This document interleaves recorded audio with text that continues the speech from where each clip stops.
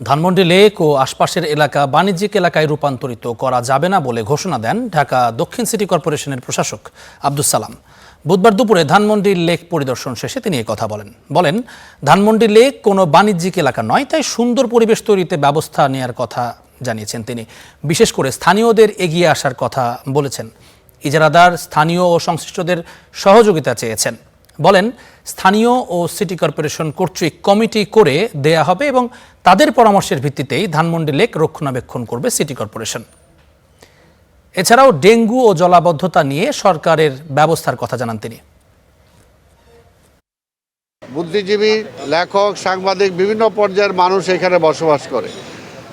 কৃষ্টিবান যারা কৃষ্টি সংস্কৃতির সাথে জড়িত, সাহিত্যের সাথে জড়িত, তা আমরা সেই ধরনের একটা পরিবেশ এখানে বজায় রাখতে চাই।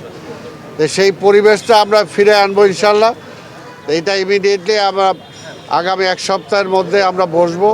এইখানে যারা বসবাস করে ধানমন্ডি একটি রেসিডেন্সিয়াল এরিয়া এবং সমাজের বিত্তবান, সমাজের উচ্চ পর্যায়ের লোকজন, ভালো লোকজন